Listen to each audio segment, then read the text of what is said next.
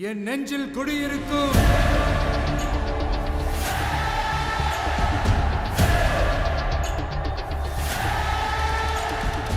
Exit പോളുകളെല്ലാം പിഴച്ചു. പ്രമുഖ രാഷ്ട്രീയ നിരീക്ഷകരുടെ എല്ലാം പ്രവചനങ്ങൾ അടിമുടി തെറ്റി. തമിഴകത്തെ നിങ്ങൾ ഇനിയും ഒരുപാട് തിരിച്ചറിയാനുണ്ടെന്ന് തമിഴ് ജനത അന്നേ പറഞ്ഞിരുന്നതാണ്. ജാതിയോ മതമോ ആശയമോ ആദർശമോ വിശ്വാസമോ വൈകാരികതയോ അല്ല തമിഴകത്ത് ഇക്കുറി വിധിയെഴുതിയത്. താരാരാധന വോട്ടാകുമായിരുന്നെങ്കിൽ കമൽഹാസനും സാക്ഷാൽ രജനീകാന്തിനും വരെ അടിപതറുമായിരുന്നില്ല. ജോസഫ് വിജയുടെ വരവ് പെട്ടെന്നൊരു പാതിരായ്ക്കല്ല. ദ്രാവിഡ പ്രസ്ഥാനങ്ങളുടെ ചോരയും നീരും കുതിർന്നുറഞ്ഞ മണ്ണിൽ TVKയുടെ കൊടികൾ അങ്ങനെ പെട്ടെന്നൊരു നാൾ ആഴ്ന്നിറങ്ങില്ലെന്ന് ജോസഫ് വിജയ്ക്ക് വ്യക്തമായി അറിയാമായിരുന്നു. 2021 തദ്ദേശ സ്വയംഭരണ തെരഞ്ഞെടുപ്പിൽ വിജയ് ഫാൻസ് അസോസിയേഷൻ നേടിയ വലിയ മുന്നേറ്റമാണ് വിജയെ രാഷ്ട്രീയ പ്രവേശനത്തെക്കുറിച്ച് ചിന്തിപ്പിച്ചത് തന്നെ.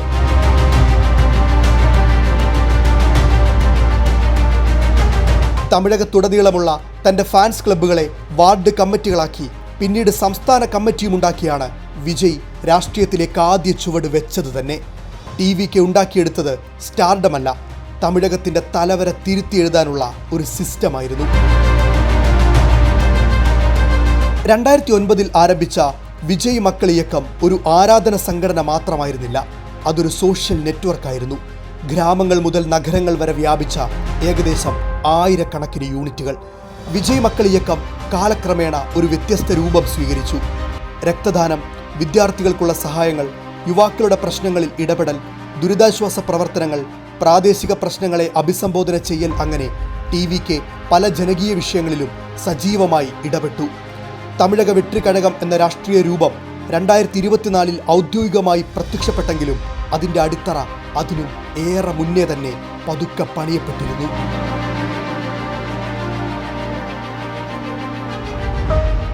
ഒരു രാഷ്ട്രീയത്തിനാവശ്യമായ ഏറ്റവും പ്രധാന ഘടകം ജനങ്ങളിൽ വിശ്വാസമുണ്ടാക്കുക എന്നതാണ്. വിജയ് മക്കൾ ഇയക്കം സഹായം നേരിട്ട് തമിഴരുടെ കൈകളിലെത്തിച്ചു. ജനങ്ങൾ നേതാവിനെ കണ്ടില്ലെങ്കിലും അവർ ആ നേതാവുണ്ടാക്കിയ സിസ്റ്റത്തെ അനുഭവിച്ചു. അവരുടെ ഉള്ളിൽ വിശ്വാസം ഉരുവപ്പെട്ടു. ഈ അടിത്തറയുടെ ശക്തി ആദ്യം വ്യക്തമായി തെളിഞ്ഞത് 2021 ലോക്കൽ ബോഡി തെരഞ്ഞെടുപ്പുകളിലാണ്. വലിയ രാഷ്ട്രീയ പാർട്ടി എന്ന് പറയാതെ, വലിയ പ്രചാരണങ്ങളില്ലാതെ ഈ സംഘടനയുമായി ബന്ധപ്പെട്ട സ്ഥാനാർത്ഥികൾ പല സ്ഥലങ്ങളിലും വിജയിച്ചു. ഈ വിജയം എണ്ണം കൊണ്ട് മാത്രം അളക്കാൻ കഴിയില്ല, അതൊരു സിഗ്നലായിരുന്നു. ആരാധന സംഘടന എന്നതിന് ഒരു തെരഞ്ഞെടുപ്പ് യന്ത്രമായി പ്രവർത്തിക്കാൻ കഴിയും എന്നതിനുള്ള തെളിവ്. അതായത് സിനിമയിലെ ജനപ്രീതിക്ക് ഒരു രാഷ്ട്രീയ തീരുമാനമായി മാറാനുള്ള വഴിയുണ്ട് എന്ന ബോധ്യമാണ് ഇവിടെ രൂപപ്പെട്ടത്. പിന്നാലെ വന്ന ഏറ്റവും ശ്രദ്ധേയമായ നീക്കം ദേശീയ തെരഞ്ഞെടുപ്പുകളിൽ എടുത്തു ചാടാതിരുന്ന തീരുമാനമാണ്. പല പുതുപാർട്ടികളും ശ്രദ്ധ നേടാൻ ദേശീയ തെരഞ്ഞെടുപ്പുകളിൽ മത്സരിക്കാൻ ശ്രമിച്ച് തകർന്നടിഞ്ഞു പോയത് ചരിത്രത്തിലേറെയുണ്ട്. പക്ഷേ ഇവിടെ TVK വ്യത്യസ്തമായ സമീപനം കൈക്കൊണ്ടു. അധികാരത്തിലേക്കുള്ള ഓട്ടം ഉടൻ ആരംഭിച്ചില്ല വിജയ്. പകരം പതിയ ദ്രാവിഡ മണ്ണിൽ ഒരു പുതിയ പ്രസ്ഥാനത്തിൻ്റെ വേരുകൾ കൂടുതൽ ആഴത്തിൽ പടർത്തി. ഓരോ മണ്ഡലവും, ഓരോ ബൂത്തും, ഓരോ യൂണിറ്റും ഈ ഘടകങ്ങളെ സൂക്ഷ്മമായി മനസ്സിലാക്കാനുള്ള ശ്രമം തുടർന്നു. ഇത് രാഷ്ട്രീയത്തിൻ്റെ ഉപരിതലത്തിലല്ല, അടിത്തറയിലാണ് സംഭവിച്ചത്. ഇതാണ് തമിഴക വെട്രിക്കഴകം രൂപീകരണത്തെ ഒരു തുടക്കമില്ലാത്ത ലോഞ്ചായി കാണേണ്ട കാരണവും. ഒരു പാർട്ടി പ്രഖ്യാപിക്കപ്പെടുമ്പോൾ സാധാരണയായി അതിനൊരു ഘടന പിറവിയെടുക്കുകയാണ്. ഇവിടെ സംഭവിച്ചത് മറിച്ചായിരുന്നു. ഘടന മുന്നേ ഉണ്ടായിരുന്നു, പാർട്ടി അതിൻ്റെ ഔദ്യോഗിക രൂപം മാത്രമായി പ്രഖ്യാപിക്കപ്പെട്ടു. അതായത് തങ്ങൾക്ക് വളരെ പരിചിതമായൊരു സിസ്റ്റം ഒരു രാഷ്ട്രീയ പാർട്ടിയായി തമിഴർക്ക് മുന്നിൽ രൂപാന്തരപ്പെട്ടു. மக்கள் விரோத ஆட்சி நடத்துற ஸ்டாலின் சார் வேணுமா, மக்களை நேசிக்கிற விஜய் வேணுமா? அவ்வளவுதான் இந்த தேர்தலே. உங்க விஜய்க்கு, உங்க அண்ணனுக்கு, உங்க தம்பிக்கு, உங்க பிள்ளைக்கு.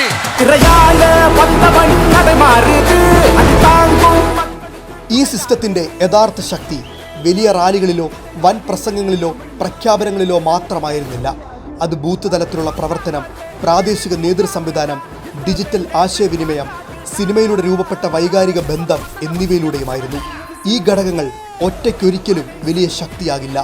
എന്നാൽ ഇവ ഒരുമിച്ചാൽ അതൊരു ഹൈബ്രിഡ് രാഷ്ട്രീയ മോഡലായി മാറും. അതിൽ സ്റ്റാർ ഇമേജ് ഒരു വാതിൽ തുറക്കും. പക്ഷേ ആ വാതിലൂടെ പ്രവേശിക്കുന്നത് സ്റ്റാർ അല്ല, സംഘടനയാണ്. ഇതുകൊണ്ട് തന്നെ വിജയുടെ ഉദയത്തെ ഒരു അപ്രതീക്ഷിത രാഷ്ട്രീയ ഞെട്ടലായി കാണുന്നത് തെറ്റായ ചിന്തയാണ്. അതൊരു ദീർഘകാല പ്രക്രിയയുടെ ഫലമാണ്.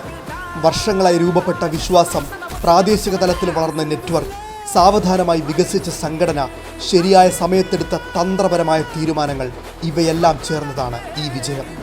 ആരാധനയിൽ നിന്ന് വിശ്വാസത്തിലേക്ക്, വിശ്വാസത്തിൽ നിന്ന് വോട്ടിലേക്ക്, വോട്ടിൽ നിന്ന് അധികാരത്തിലേക്ക് എന്നതാണ് ആ വഴി. உங்க விஜய் நான் வர விசில் அடிக்க ரெடியா?